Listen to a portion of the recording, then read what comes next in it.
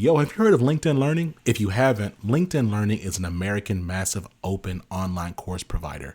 It provides video courses taught by industry experts in a variety of subjects. Now, why am I sharing this?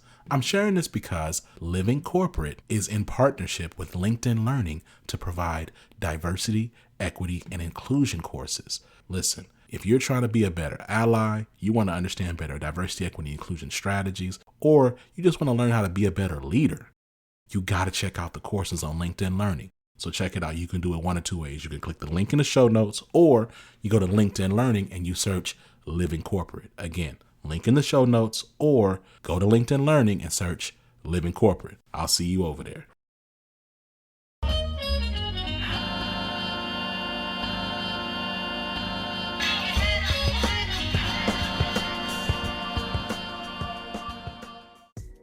What's going on, Living Corporate? It's Tristan, and I want to thank you for tapping back in with me as I provide some tips and advice for professionals. Today, I want to talk about 3 mistakes to avoid as you transition into leadership. So boom, you just landed a leadership role at a new company.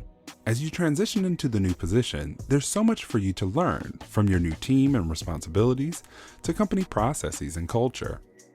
No matter the length of experience, most leaders are going to make mistakes throughout this transition. So let's talk about 3 common mistakes you want to try to avoid. The first mistake is taking action before taking the time to understand what's going on. I know you may be eager to start setting goals and generating results, but it's important to gather input from experienced team members to help inform the decisions you decide to make. Now, that doesn't mean you need to gain approval on every single decision. Ultimately, the final call is yours, but be receptive to your team's feedback and proactively communicate your intentions to build trust.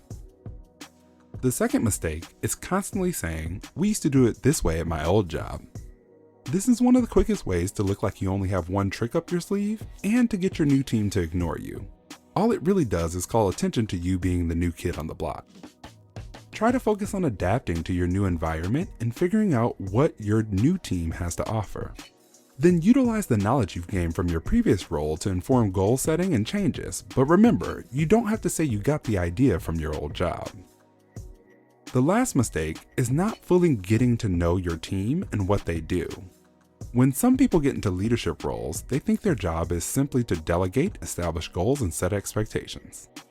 While all of that is part of the job, you also need to take the time to understand what your employees do, how they do it, and why they approach the job the way they do.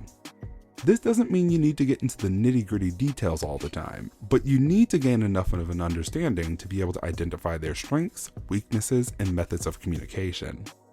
This will help you establish better relationships, identify the best ways to influence them to achieve goals, and drive overall team success. As a leader or even an employee, you will inevitably make mistakes, so don't be too hard on yourself. Just work on being reflective and reflexive enough to understand that there's always room for you to grow. This tip was brought to you by Tristan of Layfield Resume Consulting. Check us out on Instagram, Twitter, and Facebook at Layfield Resume, or connect with me, Tristan Layfield, on LinkedIn.